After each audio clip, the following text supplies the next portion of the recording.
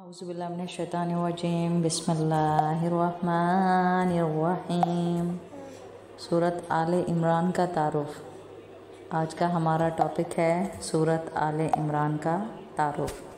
जी, मैं आपकी लेक्चरर हिना सहरिश आपके साथ आज का नया लेसन लेकर पेश खिदमत, जो कि सूरत आले इमरान का हमने आगाज़ बाकायदा शुरू कर दिया हुआ है। तो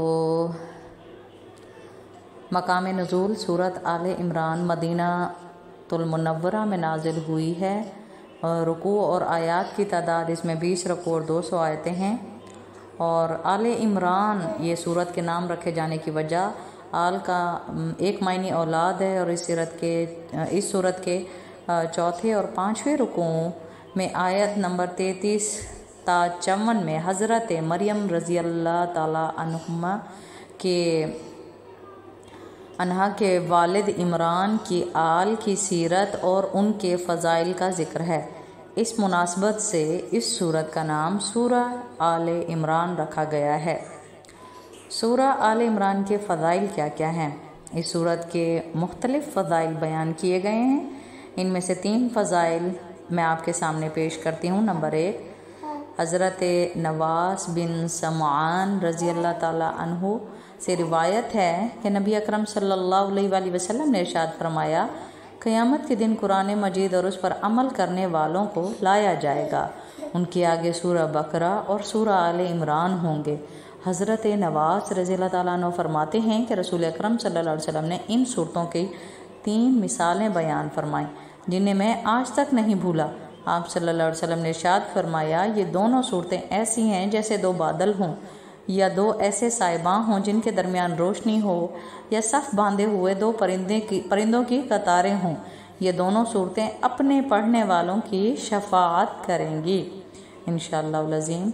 और ये सिहाए सित्ता हदीस तवातुर से साबित है और सही मुस्लिम की किताब सलातुल मुसाफिरीन कफ़रहा बाब फ़ज़लुल क़िराअतुल क़ुरआन व सूरतुल बकरा में नबी मुकर्रम सल्लल्लाहु अलैहि वसल्लम की सही हदीस से साबित है। दूसरी इसकी फजीलत, हज़रत उस्मान बिन अफ़्फ़ान रज़ियल्लाहु ताला अन्हु फरमाते हैं, जो शख्स रात को सूरत आल इमरान की आखिरी आयतें पढ़कर सोएगा, उसके लिए पूरी रात इबादत करने का सवाब लिखा जाएगा।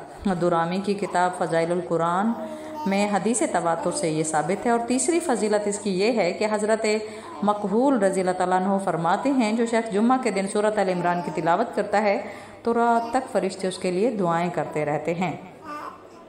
जी, अब आते हैं इसके मज़ामीन की तरफ कि सूरत में कौन कौन से मज़ामीन हैं, कौन कौन से मज़ामीन का ज़िक्र किया गया है। सूरत का मरकज़ी मज़मून ये है कि इसमें हज़रत मरियम रज़ियल्लाहु ताला अन्हा की विलादत, उनकी परवरिश, जिस जगह हज़रत मरियम रज़ियल्लाहु ताला अन्हा को अल्लाह ताला की तरफ से रिस्क मिलता है, वहाँ खड़े होकर हज़रत ज़करिया अलैहिस्सलाम का औलाद के लिए दुआ करना, हज़रत मरियम को हज़रत ईसा की विलादत की बिशारत मिलना और हज़रत ईसा के मुअज्ज़ात व वाक़ियात का बयान है।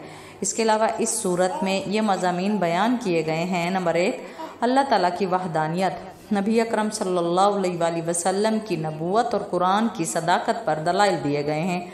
नंबर 2, अल्लाह ताला की बारगाह में मकबूल दीन सिर्फ इस्लाम है। नंबर 3, हज़रत ईसा अलैहिस्सलाम की शान के बारे में झगड़ने वाले, नबी पाक सल्लल्लाहु अलैहि वसल्लम की नबूवत को झुटलाने वाले और कुरान मजीद का इनकार करने वाले नजरान के ईसाइयों से हुजूर पुरनूर सल्लल्लाहु अलैहि वसल्लम की होने वाली गुफ्तगू बयान की गई है। जी, और इसके साथ ही चौथे नंबर पर है मीसाक के दिन अंबिया कराम अलैहिस्सलाम से सैयदुल मुरसलीन सल्लल्लाहु अलैहि वसल्लम के बारे में अहद देने का वाक़या बयान किया गया है। और नंबर 5 पे मक्का मुकरमा और खाना काबा की फ़जीलत और इस उम्मत के बाकी तमाम उम्मतों से, यानी उम्मत मुहम्मदिया के बाकी तमाम उम्मतों से अफजल होने के बारे में बयान किया गया है। नंबर 6, यहूदियों पर ज़िल्लत और ख्वारी मुसल्लत किए जाने का जिक्र किया गया है। नंबर 7, जिहाद की फ़र्जियत और सूद की हुर्मत से मुतालिक शरई अहकाम और ज़कात ना देने वालों की सज़ा के बारे में बयान किया गया है। ग़ज़वा बदर और ग़ज़वा ओहद का तज़करा और उससे हासिल होने वाली इबरत और नसीहत का बयान है। امت کی خیر خواہی میں مال خرچ کرنے، لوگوں پر احسان کرنے اور بخل نہ کرنے کی فضائل بیان کیے گئے ہیں۔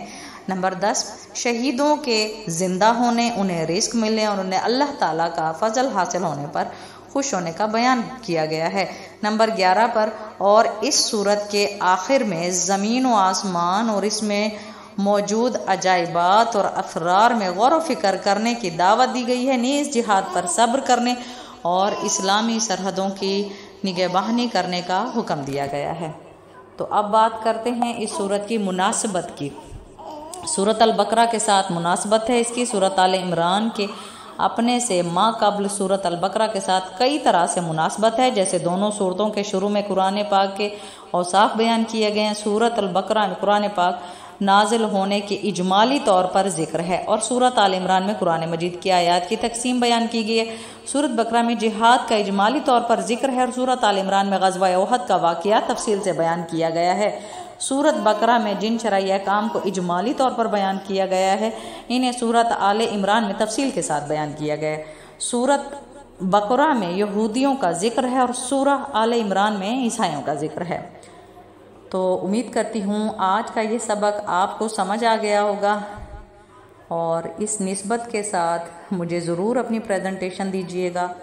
اللہ رب العزت سے دعا کہ قرآن پاک فرقان حمید ہم سب کے لیے اس جہاں میں، ہر جہاں میں ہمارا سچا دوست، سچا ساتھی اور اللہ کے سامنے ہماری سچی شفاعت اور سفارش کرنے والا بن جائے۔